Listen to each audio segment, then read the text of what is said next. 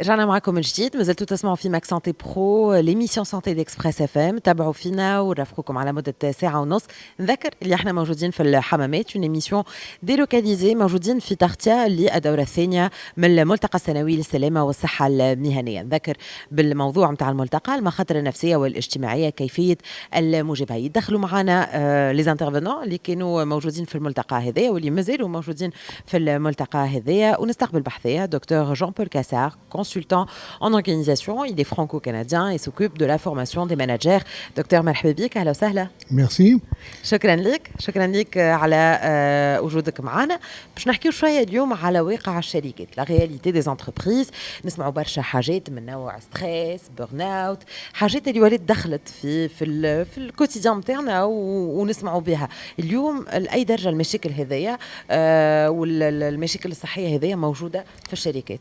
Voilà, j'ai essayé justement de démystifier un peu tout ça, parce qu'on parle effectivement beaucoup de problèmes de burn-out, on parle beaucoup de problèmes de stress, aussi bien dans notre vie personnelle que professionnelle, et j'ai essayé de découper un peu tout ça.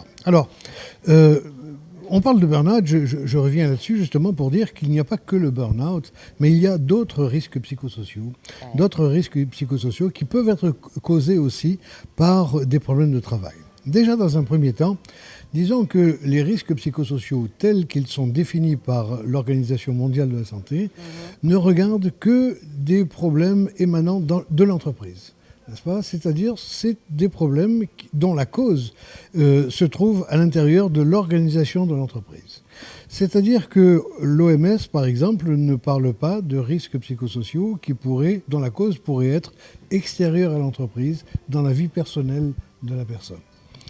Alors, au niveau de l'entreprise, qu'est-ce qu'il peut y avoir ? Il peut y avoir des problèmes de charge de travail, de surcharge de travail, des horaires un peu trop importants.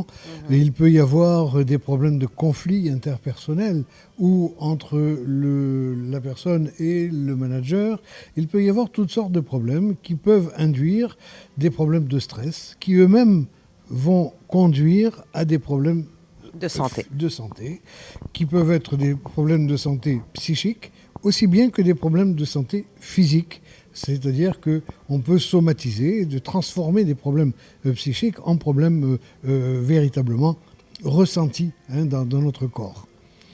Mais la surcharge de travail, le stress, peut être causé aussi par une sous-charge de travail.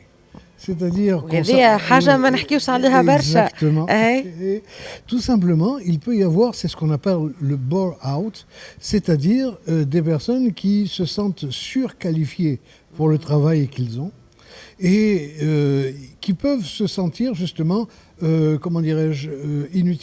inutilisées, pas suffisamment utilisées, où on peut réduire leur créativité, où on peut réduire... C'est un potentiel qui n'est pas exploité en fait. Suffisamment, n'est-ce pas ? Et ces personnes vont être aussi stressées par le manque de travail, aussi stressées que la surcharge de travail. Il existe un troisième type encore, qui est le burn-out. Le burn-out, c'est quoi ? C'est la personne qui ne va pas être en accord avec les valeurs de l'entreprise. Par exemple, la personne qui est très écologiste, qui milite pour l'environnement, etc., et qui va se trouver travailler pour une usine chimique, une usine, n'est-ce pas ? Et qui va se dire, après tout, qu'est-ce que je fais ? C'est contre ses principes, en fait. Complètement contre ses principes, contre ses valeurs. Et à ce moment-là, elle peut se retrouver justement très mal dans sa peau et elle risque de quitter. Donc, tout ça, ça peut entraîner pas mal de choses. Et on s'aperçoit qu'il y a un véritable glissement des valeurs du travail. Il y a quelque temps, les gens de ma génération, pourquoi on travaillait ? Tout simplement pour gagner notre vie. Maintenant, de plus en plus, les jeunes de votre génération, madame, sont de plus en plus attirés par le travail qui leur permet de se socialiser, c'est-à-dire d'avoir des amis, d'avoir des relations, de s'épanouir. Et de s'épanouir aussi, Et c'est pour ça que le burn-out, on en voit de plus en plus. هذوما حاجات يمكن ما كانش تحكي فيهم بالشكل الكافي معناتها اليوم جوستومون تحكيو فيهم في هالملتقى هذا وتسلطوا عليهم الضوء. فما زيد مشاكل أخرى دكتور جان بول كاسار من نوع الهارسيلمون. Alors, le harcèlement peut prendre différentes formes. Il y a le harcèlement moral. Et peut-être, si vous me permettez, c'est de parler beaucoup plus de la toxicité. On peut avoir un environnement toxique par les conditions de travail, par l'aménagement simplement des postes de travail, mais aussi on peut avoir des collègues toxiques, le genre de personnes qu'on n'aime pas voir, avec qui on a très peu de communication. Mais aussi, de plus en plus, on voit apparaître des managers toxiques. Des managers toxiques, alors c'est peut-être pas leur faute. Ça tient à deux choses. La première chose, c'est qu'ils reçoivent des directives extrêmement fortes, n'est-ce pas, de la direction générale, et c'est à eux de traduire ces directives en mesures opérationnelles pour les gens qui travaillent, des collaborateurs qui travaillent, qui sont à la base de l'entreprise, n'est-ce pas? Et ça, ils sont, allez, on va dire qu'ils sont toxiques, mais il faut leur donner beaucoup d'excuses par le fait que cette traduction en directive de la direction générale en niveau opérationnel est très difficile à faire. Et la deuxième raison pour laquelle on leur dit que ce n'est pas forcément leur faute, c'est que les managers sont généralement très peu préparés, très peu formés à être des managers. Généralement, ce sont des personnes qui sont excellents dans leur travail, des experts, mais ils sont tellement bons qu'on les a choisis pour diriger une équipe. Or, à ça, ils ne sont pas formés.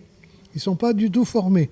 Et ça peut être d'excellents experts, mais généralement, enfin, trop souvent, ça devient des managers qui n'ont pas tout à fait le niveau. وهوني دكتور المشكل اللي كان لو مانجر إلي توكسيك ما عندكش خيار اخر. يمكن زميلك لي كولابوراتور بين بعضهم ينجموا يلقاو طريقه باش بور كومونيكي، لكن المانجر نتاعك c'est un peu compliqué, c'est un peu difficile. Donc comment il faut agir? Alors, il y a des méthodes, parce qu'il y a des méthodes, et la première méthode qu'on a vue, justement, parce que généralement, le manager toxique n'a pas conscience qu'il est toxique. N'a pas conscience. Ça peut être extrêmement difficile et extrêmement important par le fait que, d'après les statistiques qu'on a au Canada, le manager est plus important encore que le conjoint. Et plus important encore, pourquoi ? Parce que vous passez plus de temps, madame, avec votre compagnon ou avec votre mari qu'avec plutôt avec le manager qu'avec votre compagnon. Exactement. Et ça peut être extrêmement important. C'est-à-dire que même si vous avez une vie de rêve, mais si vous tombez sur un manager toxique, ça risque de vous gâcher la vie complètement.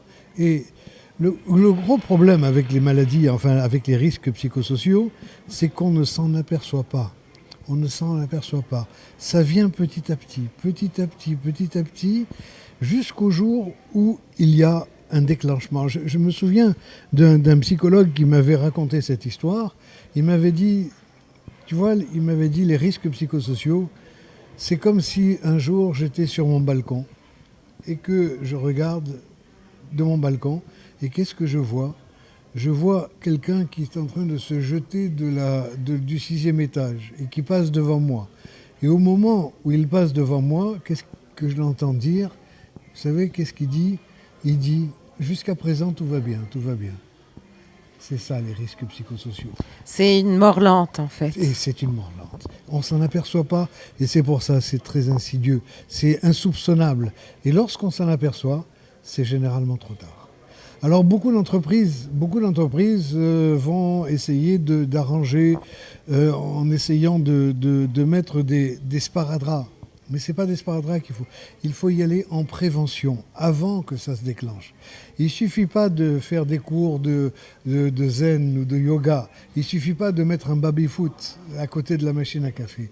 Il faut aller beaucoup plus en amont. Alors justement, هذا le point important اللي نحب نحكيو فيه déjà. كيفاش C'est vrai que مانيش باش نجموا ندخلوا en profondeur, mais vraiment معناتها pour dire اللي كيفاش نعرف اللي l'environnement de travail il n'est pas sain, il est toxique, le manager il est toxique, Oui. les relations بين les collaborateurs sont toxiques, كيفاش déjà on fait le diagnostic معناتها et qu'est-ce qu'il faut faire? Alors, la première chose à faire, la toute première chose à faire, c'est de mettre des indicateurs. Pourquoi des indicateurs? Parce qu'on ne peut améliorer que ce qu'on mesure. Si on ne mesure pas, on ne peut pas améliorer. Et les indicateurs, c'est quoi? C'est l'absentéisme, c'est le turnover, c'est les démissions. On met des indicateurs comme ça. Et on met des indicateurs dans chaque service, pas des indicateurs globaux. Parce que les indicateurs globaux, ça ne veut rien dire.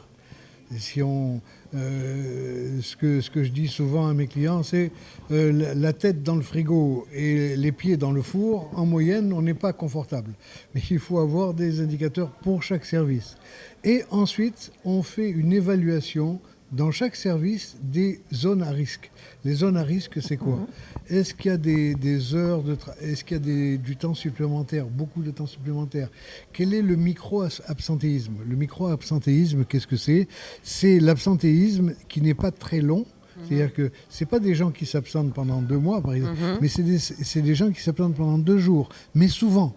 D'accord. Ça peut être très révélateur. C'est un indicateur. C'est un indicateur. Ça peut être très révélateur. Le turnover, les plaintes auprès des managers, auprès de la médecine du travail, c'est très important.